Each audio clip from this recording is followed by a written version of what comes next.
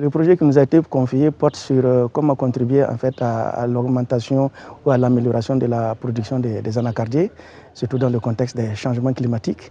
Donc nous avons travaillé sur deux volets. Voilà, un volet sur les questions d'agroforesterie, notamment association anacardier-sorgho, parce qu'effectivement, on trouve qu'effectivement la déforestation, en tout cas avec la mise en place des vergers d'anacardier, prenait de l'ampleur.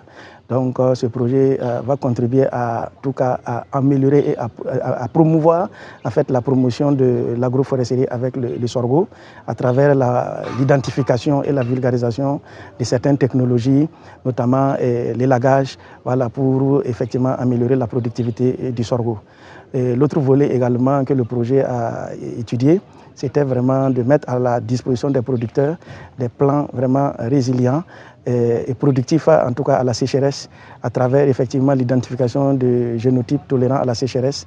pour la production des plants greffés, en tout cas à mettre à la disposition des producteurs à travers des parcs à bois que nous allons vulgariser dans les différentes régions de production. Le taux d'exécution physique du projet s'élève à 99%, avec un taux d'exécution financier également de 99%. Donc on trouve que globalement, en tout cas la mise en œuvre a été satisfaisante, malgré quelques contraintes en tout cas rencontrées sur le terrain. Voilà, donc nous avons effectivement pu identifier des technologies, en tout cas qui permettent d'améliorer la productivité des systèmes agroforestiers à base d'anacardier, mais également nous allons mettre à la disposition des producteurs des parcs à bois avec des génotypes d'anacardier tolérants et productifs dans le contexte de la sécheresse avec le changement climatique, afin qu'ils puissent mettre en place des systèmes agroforestiers à anacardier vraiment à l'avenir qui vont en tout cas résister face au stress hydrique. Mais du point de vue renforcement des capacités, nous avons également formé des étudiants qui ont soutenu leur mémoire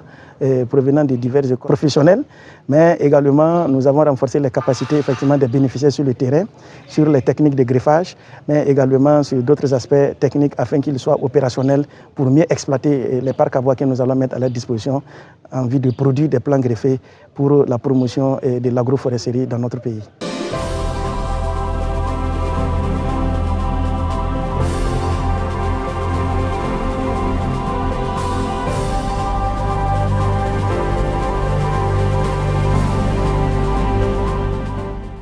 Dans le cadre du projet, et comme stipulé même dans les documents du projet, il s'agissait pour le comité interprofessionnel qui est partie prenante du projet de mobiliser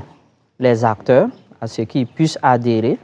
au projet et également communiquer sur les résultats et vulgariser également les résultats de recherche. Donc nous avons pu participer